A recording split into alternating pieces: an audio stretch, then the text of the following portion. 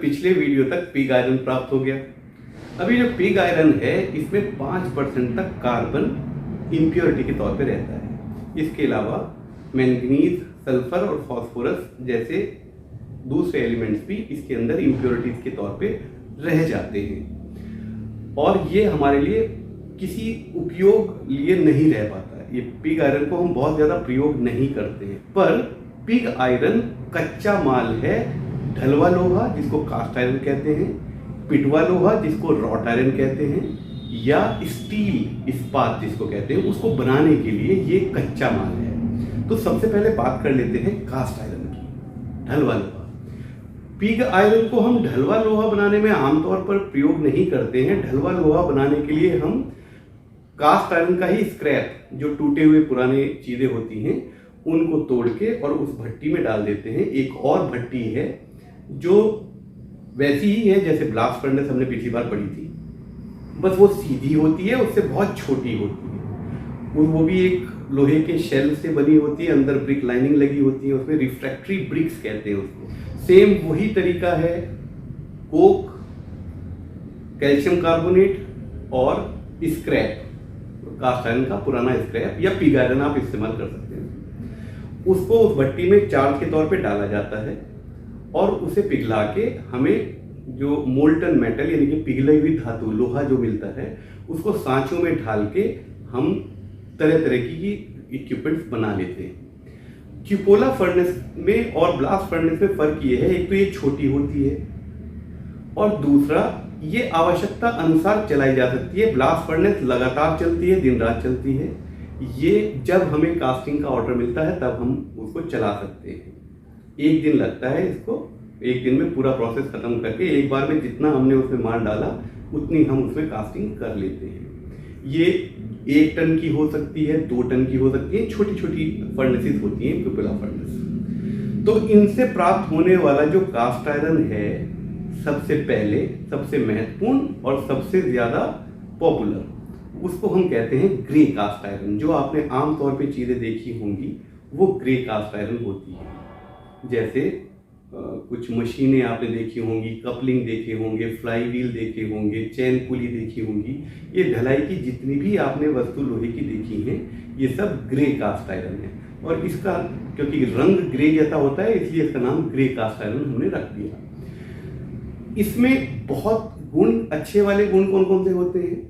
इसकी compressive strength बहुत ज़्यादा है, इसलिए हैवी मशीनों के बेस हम कास्ट आयरन के बनाते हैं। दूसरा, इसमें फ्लोएबिलिटी बहुत अच्छी है, मोल्टन अवस्था में ये बहुत आराम से बह जाता है। तो बहुत इंट्रिकेट डिज़ाइन यानी कि बड़े जटिल डिज़ाइन जो अंदर से खोखले हो सकते हैं वो इनके द्वारा बनाए जा सकते हैं। इसकी मशीनेबिलिटी बहुत अच्छी होती है, तो हम एक स्मूथ सरफेस मिलती है हमें, और ये एज के साथ, मतलब समय गुजरने के साथ अपनी शेप को बदलते नहीं है। बहुत ज़्यादा एजिंग का इन पे असर नहीं आता।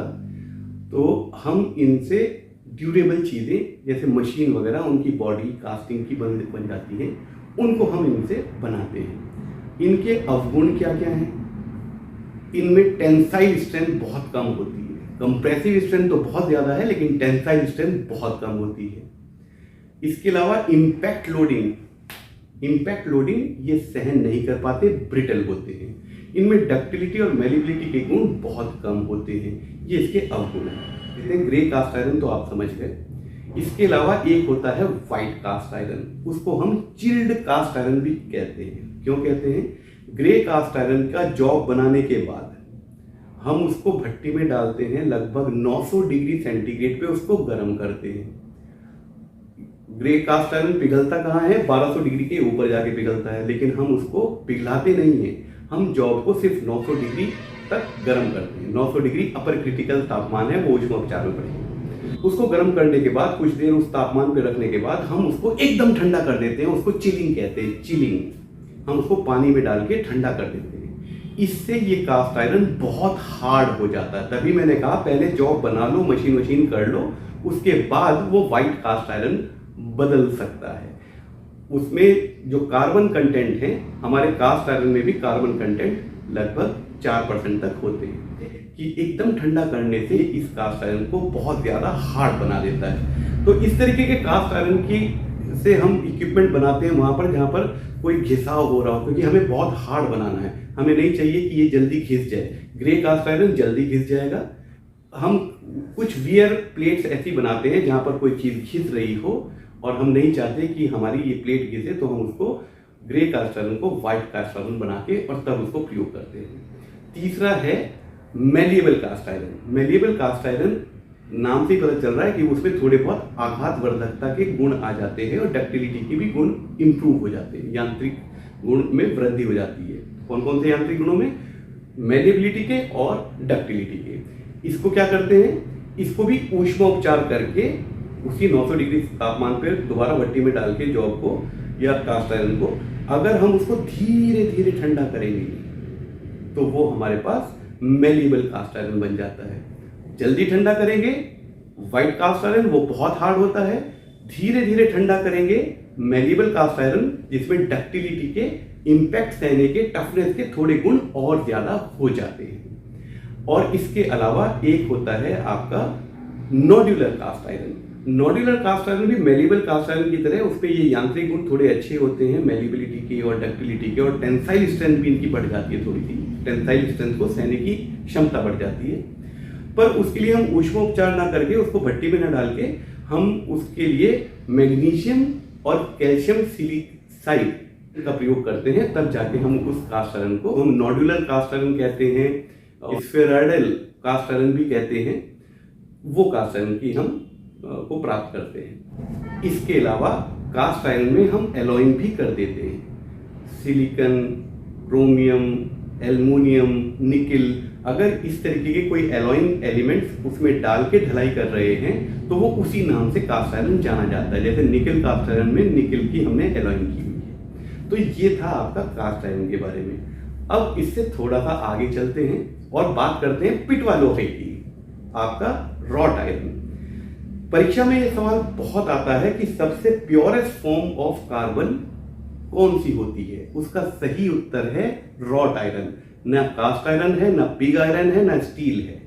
रॉट आयरन आयरन की सबसे प्योरेस्ट फॉर्म होती है, क्योंकि इसमें लोहा 99.9% तक लोहा ही लोहा है इसमें। और ये क्यों प्राप्त होता है, कैसे प्राप्त होता है? देखिए, अब तक की जितनी भी हमने भट्टियां पढ़ी है उसमें हमने आयरन ओर को या पिग आयरन को या स्क्रैप को कोयले के साथ जलाया है। तो जब उसके अंदर घुला हुआ आयरन के अंदर जो घुला हुआ कोयला है वो भी जलेगा, वो जल के बाहर निकलना चाहता है और कोयला उसके अंदर, क्योंकि कोयला भी वहीं जल रहा है, तो वो उसके अंदर ऐड हो जाता है। तो हम 4% से कम ब्लास्ट फर्नेस में और क्यूपोला फर्नेस में हम नहीं ले पाते हैं कार्बन की परसेंटेज 4% से कम।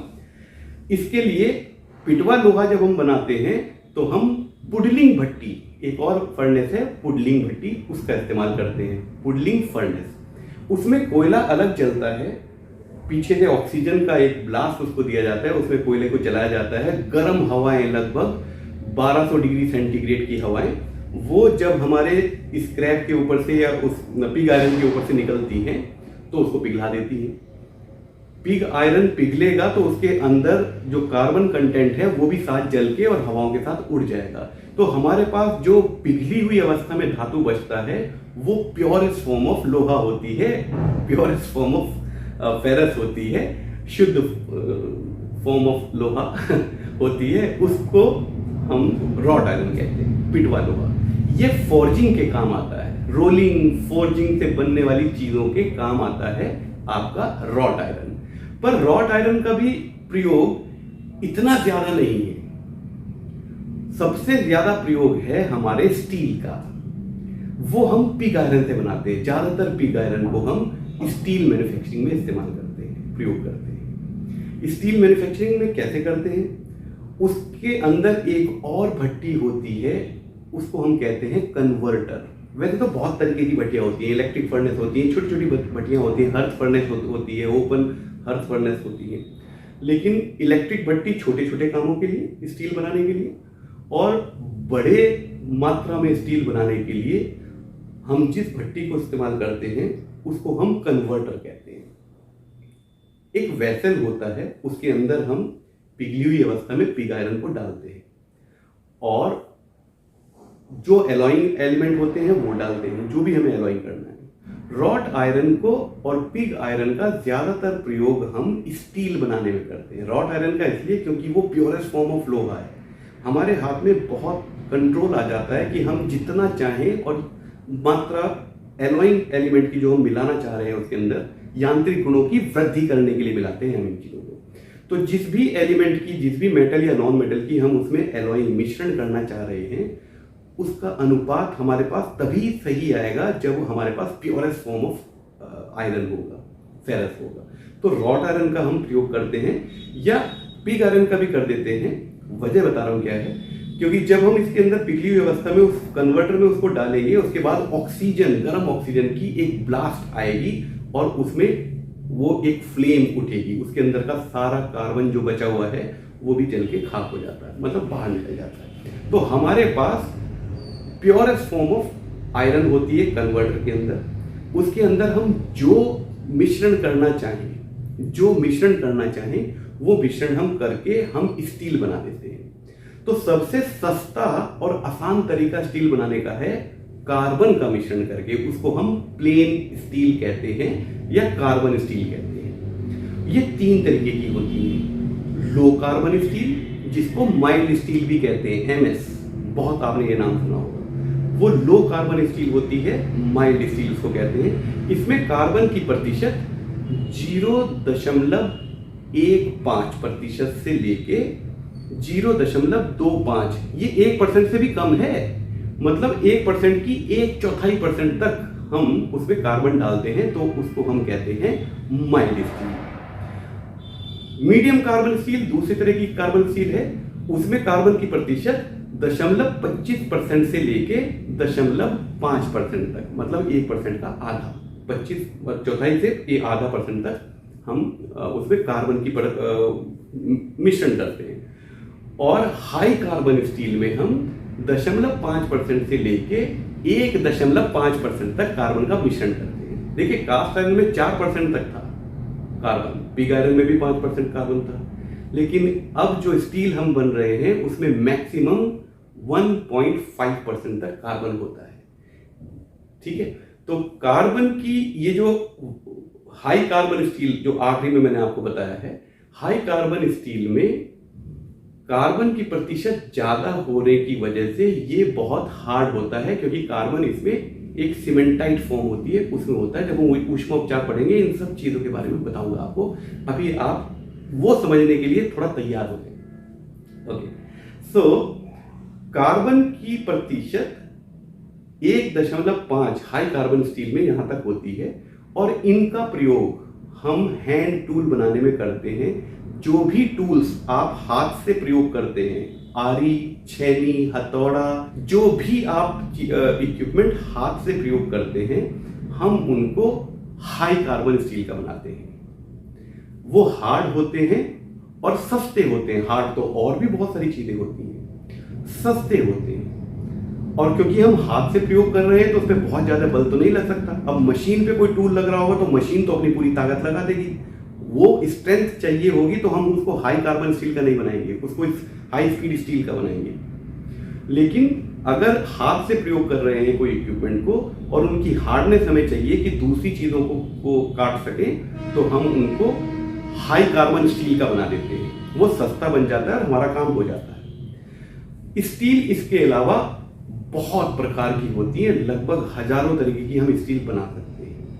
अगर हमें उसको हीट रेजिस्टेंट बनाना है, और बहुत ज्यादा हीट रेजिस्टेंट मतलब ऊष्मा को सहन करने वाला, और हमें उसको बहुत ज्यादा हार्ड बनाना है, तो हम टंगस्टन की उसमें मिलावट कर सकते हैं, मिश्रण कर सकते हैं। मिलावट नहीं करनी चाहिए, मिश्रण कर सकते हैं। अगर हमें उसको जंगरोधी बनाना है और हार्ड बनाना है, तो हम उसको क्रोमियम की उसमें मिश्रण कर सकते हैं। हमें उसको मैलिएबिलिटी के उसके गुण बढ़ाने हैं और उसमें डक्टिलिटी के गुण बढ़ाने हैं, उसकी स्ट्रेंथ भी बढ़ानी है, तो हम मोलिब्डेनम और निकल का प्रयोग करके उसको स्टेनलेस स्टील बना सकते हैं। उम्मीद है आज के इस लेक्चर को भी आपने ध्यान से सुना होगा, आपको ये बातें समझ में आ गई होंगी। अगली वीडियो के लिए ट्यून्ड इन रहें।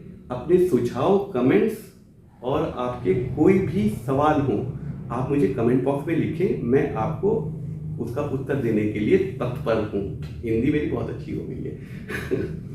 खुश रहें, स्वस्थ रहें। Thank you.